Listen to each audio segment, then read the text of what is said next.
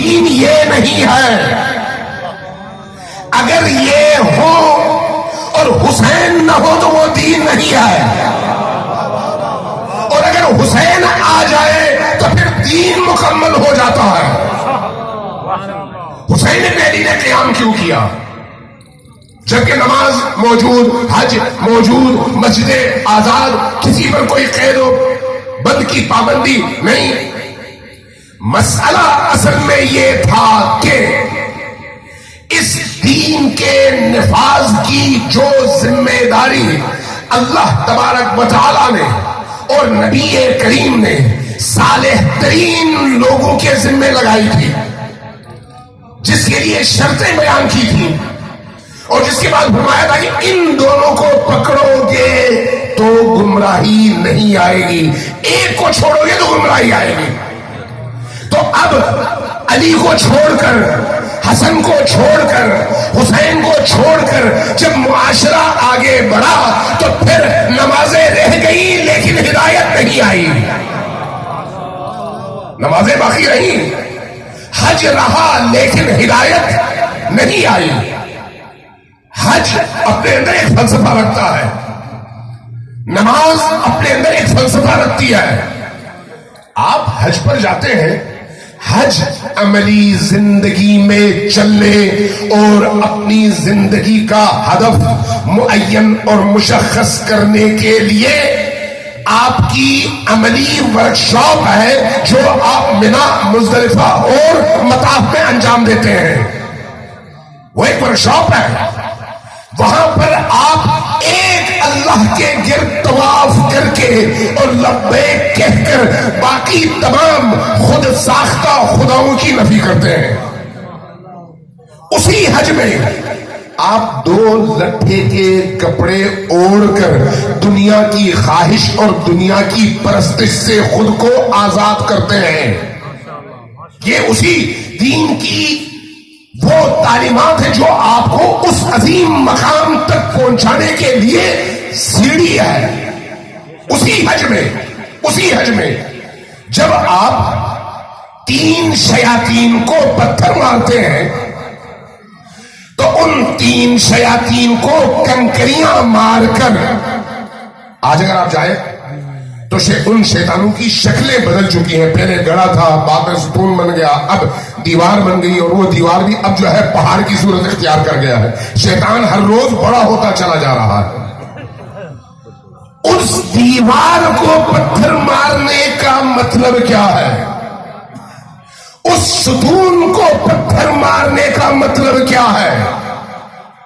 اندر آپ کو پیغام دیا جا رہا ہے کہ جب تم نے اللہ کے گھر کے گرد طواف کر کے غیر اللہ کی نفی کر دی اور احرام پہن کر دنیا کی خواہشات کو اپنے آپ پر حرام کر لیا، اور اس کے بعد جب منا کی سرزمین میں جا کر تم نے ان 3 ستونوں کو جو شیطان کی، ابلیس کی علامتیں ہیں، ان علامتوں کو کنکریاں مار کر اپنی بیزاری اور براءت کا اظہار کر لیا، تو اب جب تم گھر واپس آؤ تو اس کے بعد اپنے محلے، اپنے قصبے، اپنے شہر، اپنے صوبے، اپنے ملک اور اپنی زمین پر قابض شیطانوں کے مقابلے میں کھڑے ہو جاؤ. یہ حج کا فلسفہ ہے. جب واپس جاؤ تو جس طرح وہاں پر تم نے حلال کو اپنے آپ پر حرام کر لیا تھا، یہاں پر عملی زندگی میں جو تم پر حرام ہے اس کو حرام ہی سمجھو، اور جو اللہ نے حرام کیا ہے اس کو حلال کر کے اپنے تکامل کا رستہ نہ روکو. حج اپنی جگہ ایک مکمل پیغام ہے.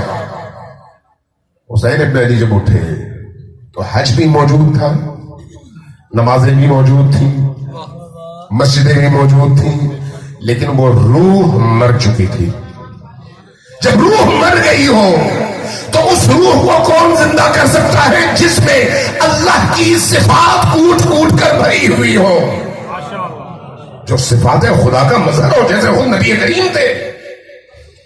اس لیے نبی کریم کے بعد جب یہ سارا سلسلہ ہوا تو آہستہ آہستہ آہستہ رفتہ رفتہ، ایک دن میں نہیں، رفتہ رفتہ یہ معاشرہ نبی کے دیے ہوئے تصور ریاست دین سے اتنا دور چلا گیا کہ اب یزید کے دور میں خلافت کی مسند پر بیٹھا ہوا شخص بدترین کافر سے بدتر تھا، لیکن لباس خلافت اسلامیہ کا پہنا ہوا تھا، اسلام کے نام پر سب کچھ ہو رہا تھا۔ اگر کفر کے نام پر ہوتا تو شاید امام حسین علیہ السلام کا رویہ اور طرح کا ہوتا، لیکن یہاں پر اسلام کے نام پر ہو رہا تھا۔ یہی وجہ ہے کہ ہمیں قیام حسینی کے فلسفے کو ان کے اپنے کلام میں تلاش کرنا چاہیے کہ آپ نے قیام کیوں فرمایا۔ تحف العقول ہماری بڑی معتبر روایات اور احادیث کی کتاب ہے، بہت ہی معتبر کتاب ہے۔ تحف العقول میں دو چیزیں اسی قیام کے حوالے سے ہیں، ان میں سے ایک بیان کروں گا آپ سے چونکہ ٹائم کم ہے۔ امام حسین علیہ السلام نے 58 ہجری میں تمام عالم اسلام کے، توجہ چاہیے آپ کی، سو تو نہیں رہے، جو لوگ نہیں سو رہے ذرا اونچی آواز سے سلوات بھیجیں۔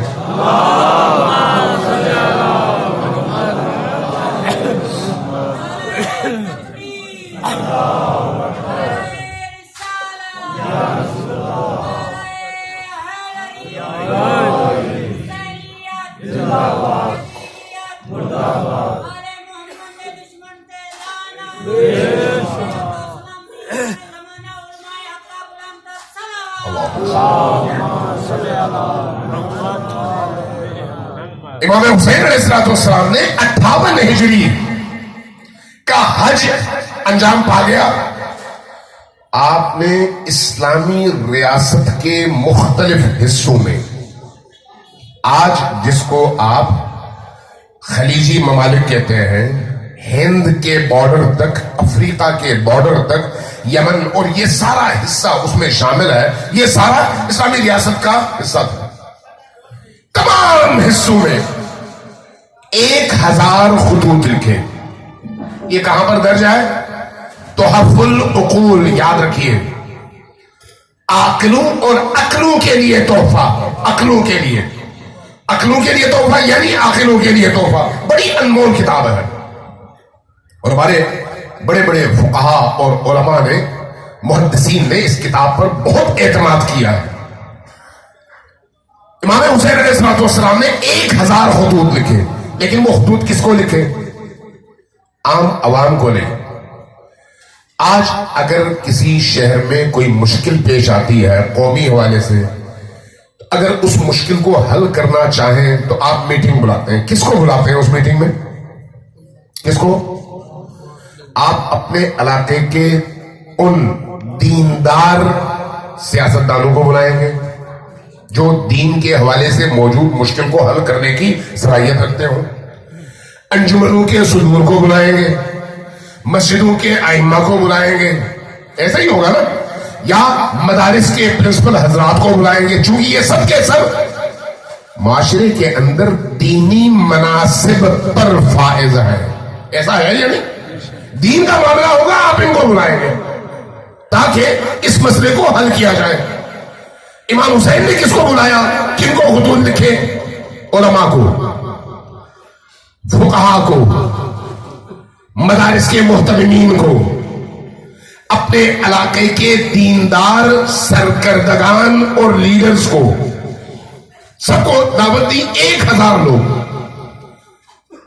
اور 58 ہجری کی بات کرو، 59 ہجری کے حج کے لیے ان سب کو دعوت دی کہ سب آ جاؤ۔ کہاں؟ مینا میں۔ کہا میں حسین ابن علی ہوں، نبی کا زمین پر اکلوتا بیٹا، تمہیں دعوت دے رہا ہوں کہ آؤ، مجھے تم لوگوں سے کام ہے۔ مینا میں حج میں سب تشریف لے آئے۔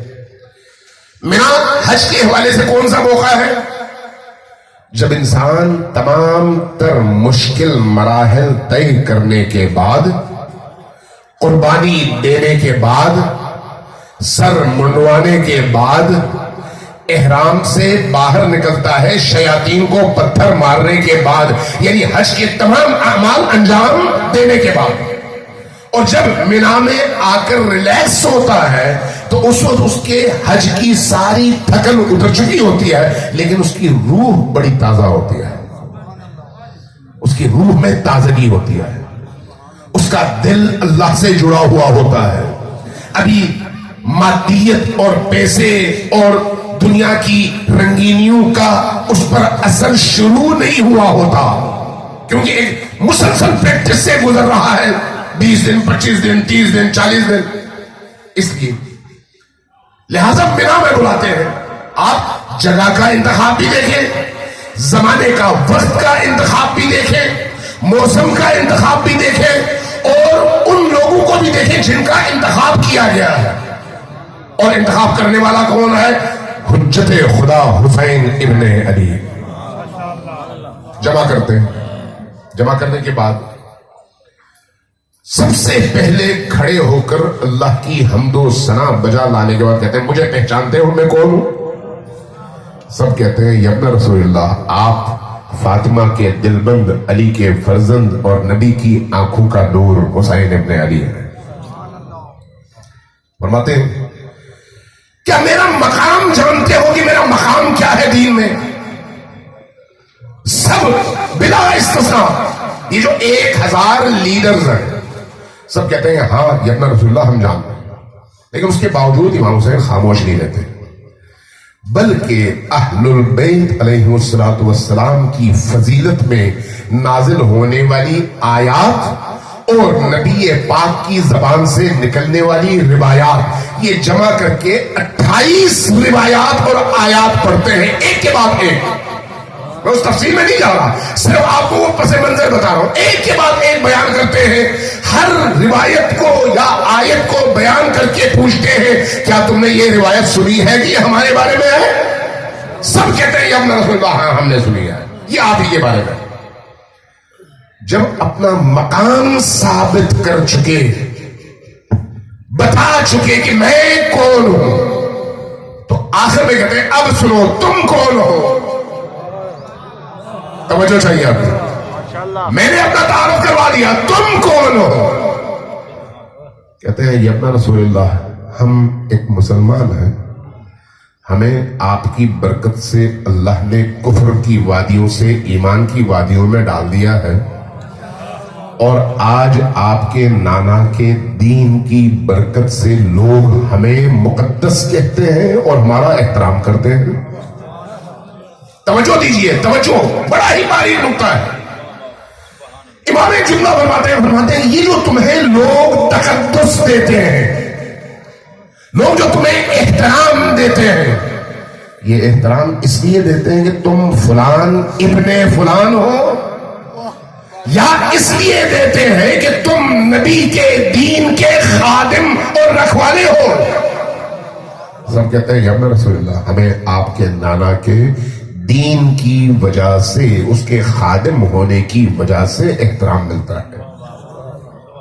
پوچھتے ہیں جب تم معاشرے میں جاتے ہو لوگ تمہارے احترام میں کھڑے ہو جاتے ہیں، اپنی جگہ تمہیں بٹھاتے ہیں، خود بھوکے رہتے ہیں تمہیں کھلاتے ہیں، دعوتیں دے کر تمہارا پیٹ بھر کر اللہ کا شکر ادا کرتے ہیں کہ ہم نے اللہ کے نیک بندے کی اور دین کے خادم کی خدمت کیا ہے۔ یہ سب کچھ تمہارا فلان ابن فلان ہونے کی وجہ سے ہے یا نبی کے دین کے محافظ ہونے کی وجہ سے؟ عرض کرتے ہیں ابن رسول اللہ دین کی خدمت کی وجہ سے۔ فرماتے ہیں تو پھر سنو قرآن کریم پڑھو، قرآن کریم سے بنی اسرائیل کے حوالے سے جتنی آیتیں اتری اور جن آیتوں میں بنی اسرائیل کے رہبانوں کی مذمت کی گئی اس بنیاد پر کہ انہوں نے اپنی دنیا بچانے کے لیے دین کا سہارا لیا لیکن دین کی حفاظت نہیں کی اور جہنم چلے گئے، وہ آیتیں پڑھنے کے بعد کہتے ہیں کہ اللہ نے ان کو ہدایت نہیں دی، وہ گمراہ ہو گئے، اور لوگوں نے ان کے دین کو، ان کے ظاہر کو دیکھ کر سمجھا یہ دیندار ہے، لیکن انہوں نے دین کی حفاظت نہیں کی، تو اللہ ان سے بیزاری کا اظہار کرتا ہے، قرآن میں کرتا ہے۔ کیوں کرتا ہے؟ تاکہ تم مسلمانوں کو بتا سکے کہ اگر وہاں پر یہ ہوا ہے تو یہاں پر بھی یہی ہوگا۔ اب اگر تم آج دین پر ہونے والے مشق ستم کا رستہ روکنے کے لیے تیار نہیں ہو تو تم میں اور بنی اسرائیل کے ان رہبانوں میں فرق کیا ہے؟ سب پریشان ہو جاتے ہیں۔ ایک ایسی حقیقت ہے جس کا کوئی انکار نہیں کر سکتا۔ فرماتے ہیں کہ آج تمہارا امتحان ہے۔ تم جب تمہارے باپ، تمہارے دادا کی کوئی ایک روایت کوئی توڑنا چاہے تو سارا قبیلہ اکٹھا کر دیتے ہو اس توڑنے والے کے خلاف کہ ہماری خاندانی روایات کو یہ توڑ رہا ہے۔ نبی کے دین کو زمین میں دفن کر دیا گیا ہے اور تم ٹس سے مس نہیں ہوتے، کیسے خادم دین ہو؟ کیسے خادم دین ہو؟ جب یہ بیان فرماتے ہیں تو سب کے دماغوں کی چولیں ہل جاتے ہیں۔ فرماتے ہیں پھر سنو، میں اس صورتحال میں خاموش نہیں رہ سکتا۔ کیوں؟ اس لیے کہ میری رگوں میں محمد کا خون ہے، میری رگوں میں علی اور فاطمہ کا خون ہے، اس لیے میں خاموش نہیں رہ سکتا۔ اگر بنی اسرائیل کے ان گمراہ رہبانوں میں شمار نہیں کرنا چاہتے اپنا تو پھر تیار رہو، میں اعلان کروں گا کہ میرا پروگرام کیا ہے۔ واپس آتے ہیں مدینہ۔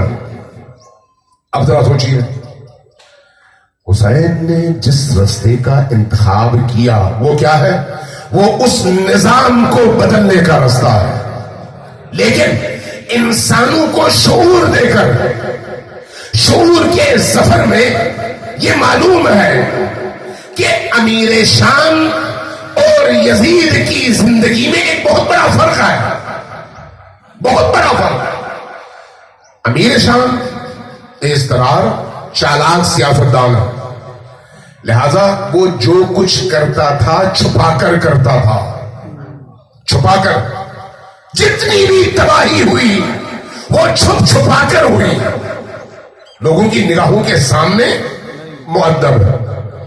لیکن جب یزید تخت پر بیٹھا تو یزید نے کھلم کھلا شراب پینا شروع کر دیا، کھلم کھلا بدکاری شروع کر دی، کھلم کھلا حرام کو حلال اور حلال کو حرام بنانا شروع کر دیا۔ اس لیے یزید کے دور میں اٹھنا پہلے دور کی نسبت زیادہ لازم بھی تھا اور حیاتی بھی تھا، کیونکہ کھلم کھلا دینی اقدار کو پامال کیا جا رہا تھا۔ لہذا حسین ابن علی نے خط لکھا سب کو کہ میں آؤ، ان کو سمجھایا اور سمجھانے کے بعد کہا کہ اب میرے اگلے اعلان کا انتظار کرو، لیکن جب تم جاؤ اپنے شہروں میں تو تمام بلاد اسلامیہ کے مسلمانوں کو حسین ابن فاطمہ کا پیغام پہنچاؤ کہ حسین کا ارادہ کیا ہے۔ اب ذرا سوچئے کہ دین اس طرح سے پستیوں کی طرف جا رہا ہو تو عام طور پر جب مذہبی منافرت اور مناقشے کا ہم شکار ہو جاتے ہیں تو تعصب سے بھرپور ہماری گفتگو ہوتی ہے، نتیجتاً کوئی کسی کو تانے دے رہا ہوتا ہے، کوئی کسی کو۔ عام طور پر تشیعوں کو تانا ملتا ہے کہ کوفیوں نے امام حسین کو بلایا اور دھوکہ دیا، تو کیا امام حسین کو کوفی نہ بلاتے تو امام نے قیام نہیں کرنا تھا؟ اگر حسین ابن علی یزید جیسے فاسق و فاجر و کافر کو عمل کرتے دیکھ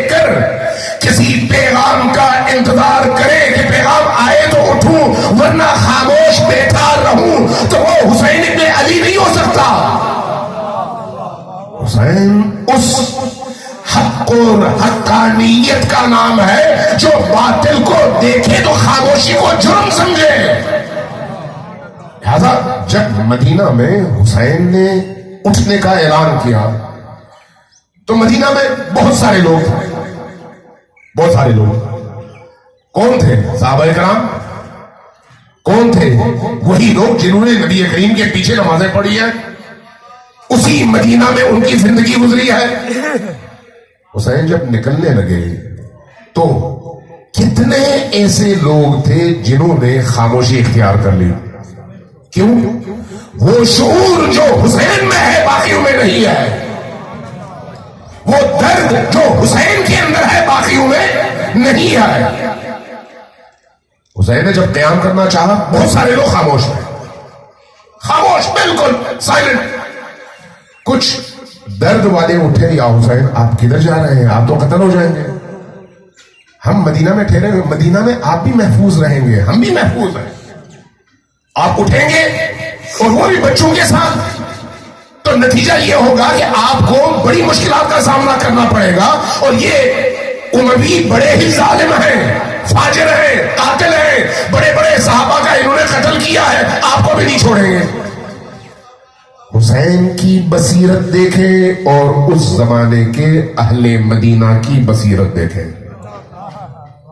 حسین نے کہا کہ اگر میرا ساتھ دو گے تو تمہیں عزت کی زندگی بھی ملے گی, عزت کی موت بھی ملے گی. میرا ساتھ چھوڑو گے تو نہ عزت کی زندگی ملے گی اور نہ عزت کی موت, بلکہ ذلیل ہو کر مرو گے. تاریخ نے یہ ثابت کیا. حسین نبی کھڑے ہوئے, مدینہ میں کسی نے ساتھ نہیں دیا. کس کا؟ فرزند رسول کا, نبی کے بیٹے کا. حسین ابن علی نکلے اور اپنے سفر پہ آگے بڑھے. اب ذرا تجزیہ کیجئے کہ کربلا کا واقعہ ہو گیا 61 ہجری کے عاشور کے دن. 62 ہجری میں مدینہ پر حملہ ہوا, 63 ہجری میں مکہ پر حملہ ہوا, خانہ کعبہ کو جلا دیا گیا, منجنیق سے اڑا دیا گیا, مدینہ پر قبضہ کیا گیا. کس نے قبضہ کیا؟ معاویہ کے بیٹے یزید کی فوج نے. اور مدینہ میں کیا ہوا؟ تمام اہل سنت مورخین, اہل تشیع مورخین جنہوں نے تاریخ مدینہ لکھی ہے اس بات پر متفق ہیں کہ یزیدی فوج نے مدینہ میں جب قبضہ کیا تو مسجد نبوی کا دروازہ بند ہو گیا اور انہوں نے مسجد نبوی کو اپنے گھوڑوں کا استبل بنایا. کس کو؟ مسجد نبوی کو. اس سے بڑھ کر ذلت, اس سے بڑھ کر رسوائی, ہاں اس سے بھی بڑھ کر وہ کیا, تمام میں استثناء کے بغیر کہہ رہا ہوں, تمام تاریخ مدینہ لکھنے والے اور 60 سے لے کر 65 ہجری تک کی تاریخ لکھنے والے تمام مورخین متفق ہیں کہ افواج یزیدی نے مدینہ پر حملہ کیا تو یزید نے ان کو اجازت دے دی کہ مدینہ کی بیٹیاں تم پر حلال ہیں, مدینہ کی بیٹیاں تم پر حلال ہیں. نتیجہ یہ کہ 10,000 صحابہ قتل ہوئے, قاریان قرآن قتل ہوئے, حافظان قرآن قتل ہوئے, اور 1,000 دوشیزائیں, 1,000 غیر شادی شدہ صحابی زادیاں اگلے سال ان کے بچے پیدا ہوئے جو یزیدی فوج کے بچے تھے. یہ تاریخ کہتی ہے. اس سے بڑھ کر ذلت, اس سے بڑھ کر پستی, اس سے بڑھ کر رسوائی کوئی اور ہو سکتی ہے نہیں. کیوں؟ جب حسین کو اکیلا چھوڑو گے تو اسی طرح سے ذلت و رسوائی تمہارا مقدر بنے گی. سبحان اللہ.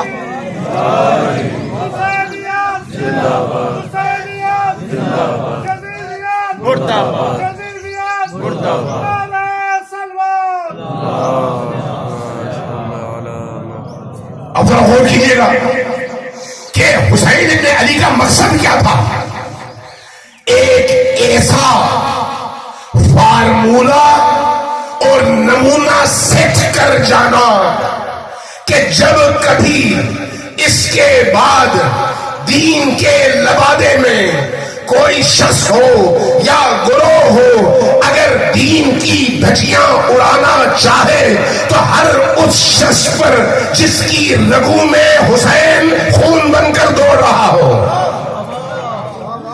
ہر وہ شخص جس کا دل حسین سے جڑا ہوا ہو، وہ گھر نہیں بیٹھے گا، میدان میں نکلے گا.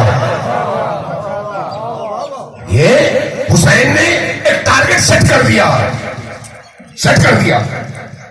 اس لیے تاریخ کے گزرنے کے ساتھ ساتھ دشمن اور دوست سب اس بات پر گواہ ہیں. توجہ چاہیے آپ کی. سب دشمن ہو یا دوست، مخالف ہو یا موافق، اس بات پر گواہ ہیں کہ کربلا کے واقعے سے لے کر آج تک اہل البیت کے مکتب کے پیروکاروں نے کبھی بھی کسی بھی بادشاہ، خلیفہ اور حکمران کو ایک لمحے کے لیے قبول نہیں کیا. پوری تاریخ گواہ ہے. مرے، قتل ہوئے، جیلوں میں گئے، بدن ٹکڑوں میں تقسیم ہوا، شہر بدر ہوئے، فقر و افلاس کا شکار ہوئے، بچے یتیم ہوئے، بیویاں بیوہ ہوئیں، لیکن اس مکتب نے من حیث مکتب کبھی بھی ظالم حکمرانوں کو چاہے وہ قرآن سر پر اٹھا کر آ جائے ایک لمحے کے لیے قبول نہیں کیا. اور قبول نہ کرنا پہلا مرحلہ ہے. قبول نہ کرنا پہلا مرحلہ ہے. اگلا مرحلہ کیا ہے؟ خود کو طاقتور بنانا، خود کو منظم کرنا، اپنے ماننے والوں کو شعور دینا، ظالم کی شناخت دینا، مظلوم کی شناخت دینا، ظلم سے لڑنے کے لیے روحوں کو، فکروں کو، سوچوں کو پروان چڑھانا، اور ہر ظالم معاشرے میں انصاف کا علمبردار بن کر کھڑے ہونے کی تعلیم دینا اور سکھانا. اگلا مرحلہ یہ تھا. یہ تعلیم اور یہ تربیت کا سلسلہ آگے بڑھتا رہا یہاں تک کہ خمینی بت شکن کے زمانے میں ایک ایسی قوم تیار ہوئی جس نے 2500 سالہ شہنشاہی نظام کا ایک خطے میں خاتمہ کیا اور مکتب نبوی کی روح کے مطابق شریعت الہیہ کے قوانین کے نفاذ کے لیے ایک اسٹیٹ تشکیل دی. اور اس کے بعد پھر فتوحات اور آگے بڑھنے کا یہ سلسلہ اس طرح سے چلتا رہا کہ پوری دنیا نے، اس زمانے میں ایک یزید تھا، ایک یزید جو اسلامی ریاست کا سربراہ تھا. وہ جو کفر کی طاقتیں تھیں ان سے کسی کو سروکار تھا ہی نہیں. لیکن آج خمینی بت شکن کے اس انقلاب کے بعد تمام کفر کی طاقتیں، شرک کی طاقتیں، ملحدانہ قوتیں مل گئی آپس میں. اور پھر مسلمان ریاستیں، ان مسلمان ریاستوں اور کفر کے درمیان فرق اس لیے قائم نہیں رہ سکا کہ کفر کی ریاستوں نے طاغوتی طاقتوں کو اپنا سرپرست اور خدا مان کر اس انقلاب کے مقابلے میں اپنی تمام توانائیاں خرچ کی. تمام توانائیاں. نتیجہ ایک طرف ایک فقیہ، ایک مجتہد، ایک فرزند علی و بطول و حسین و حسن کھڑے ہیں جو فقیہ ہیں، مجتہد ہیں، زمانے سے آگاہ ہیں، شریعت کے مفتی ہیں، اور دوسری طرف پوری دنیا کی باطل فورسز ہیں، اور 40 سال گزر گئے، اور ان 40 سالوں میں سارے دشمنوں نے اپنی ساری توانائیاں خرچ کر لی، ساری توانائیاں. لیکن ہوا کیا؟ اس انقلاب اور اس عالمگیر پیغام کا رستہ نہ صرف روکنے میں ناکام ہوئے، بلکہ گزشتہ ان صرف 10 سالوں میں، صرف 10 سالوں میں، ابھی آپ سب کی دسترسی نیٹ تک ہے، ذرا امریکن اسٹیٹ ڈپارٹمنٹ کے جو اعداد و شمار ہیں ان کا مطالعہ کریں. 7,000 ارب ڈالر، کتنے؟ 7,000 ارب ڈالر، کتنے آپ تصور کر سکتے ہیں؟ 7,000 ارب ڈالر انہوں نے خرچ کیے ان 10 سالوں میں. کس کام کے لیے؟ اس انقلاب کی عالمگیر آواز کو روکنے کے لیے.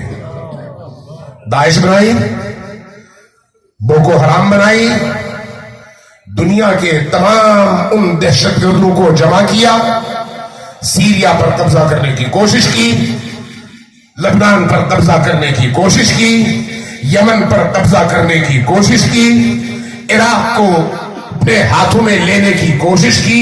7,000 ارب ڈالر کی سرمایہ کاری کو چند حسینی اور کربلائی جوانوں کے تازہ سرخ خون نے ایسا ناکام کر دیا کہ ان لوگوں نے تو شہادت نوش کر لی، لیکن پوری دنیا کے اندر اگر کوئی حقیقت کھل کر سامنے آ گئی تو وہ یہ ہے کہ حسین کے بیٹے آج بھی کربلا سجا رہے ہیں، اور یزید کے وارث آج بھی رسوا ہے.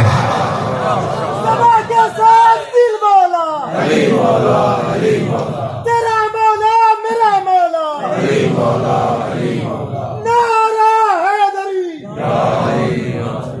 اس لیے آپ اور مجھے اپنی مسئولیت اور ذمہ داریوں کا تعین کرنا ہے کہ ہم کہاں ہیں، ہم کہاں پر کھڑے ہیں، ہم کن جھمیلوں میں پھنسے ہوئے ہیں. 3 ہی طبقات ہیں. ایک باطل کا طبقہ ہے جو لکیر کے اس پار ہے، ایک حق کا طرفدار طبقہ ہے جو لکیر کے اس پار ہے، درمیان میں ایک سرخ لکیر ہے، ایک تیسرا طبقہ بھی ہے. وہ کون سا طبقہ ہے؟ وہ خاموش طبقہ ہے کہ فتح کس کو نصیب ہوتی ہے. جو کربلا میں بھی تھی وہ طبقہ تھا، شام میں بھی تھا، کوفہ میں بھی تھا، بازاروں میں بھی تھا، اور مدینہ میں بھی تھا. وہ طبقہ جس نے نہ حق کا ساتھ دینا ہے نہ باطل کا، تماشا دیکھنا ہے کون فاتح ہوتا ہے، اس کے بعد تالیاں بجانی ہے. ہمیں اپنی ذمہ داریوں کا تعین کرنا ہے کہ محمد عربی کی امت کے ایک فرد کی حیثیت سے ہم لشکر حسین میں ہیں، لشکر یزید میں ہیں، یا اس خاموش اکثریت میں شامل ہیں جنہوں نے تالیاں بجانی ہیں ہجڑوں کی طرح سے. ہمیں اپنی ذمہ داریوں کا تعین اس طرح سے کرنا ہے، اور اس حوالے سے علماء کی بہت بڑی ذمہ داری بنتی ہے، مساجد کی بہت بڑی ذمہ داری بنتی ہے، بانیان مجالس کی بہت بڑی ذمہ داری بنتی ہے، محرابوں کی بہت بڑی ذمہ داری بنتی ہے، اس منبر پر آ کر گفتگو کرنے والوں کی بہت بڑی ذمہ داری بنتی ہے کہ حسین کو بیان کرے، پیسہ نہیں. لچھےدار گفتگو سے لوگوں کے بانیوں کی جیبیں خالی نہ کریں، لوگوں کو جرأت بھی دیں، ایمان بھی دیں، عزم بھی دیں، میدان میں کھڑا بھی کریں. یہ ذمہ داری کس کی ہے؟ عام عوام کی نہیں، یہ اہل منبر کی ہے، یہ علماء کی ہے، یہ مساجد کی ہے، یہ انجمنوں کی ہے. جو بھی منا میں آیا تھا حسین کی دعوت پر، وہ آج بھی ہمارے درمیان موجود ہے. ان تمام طبقات کی ذمہ داری ہے کہ منا والوں کی طرح نہ بنے کربلا والوں کی طرح بنے اور اپنی ذمہ نبھائیں. اگر ان اجتماعات کے ذریعے سے ہم اپنی قوم کو یہ شعور دینے میں کامیاب ہو جائیں تو اس کا مطلب یہ ہے کہ ہم نے اپنی ذمہ داری ایک حد تک ادا کر دی ہے. اللہ تبارک و تعالی ہم سب کی توفیقات خیر میں اضافہ فرمائے اور ہمیں حسین شناسی کی اور حسین کے نقش قدم پر چلتے ہوئے استقامت کا استعارہ بننے کی توفیق اور سعادت نصیب فرمائے. والسلام علیکم ورحمۃ اللہ وبرکاتہ.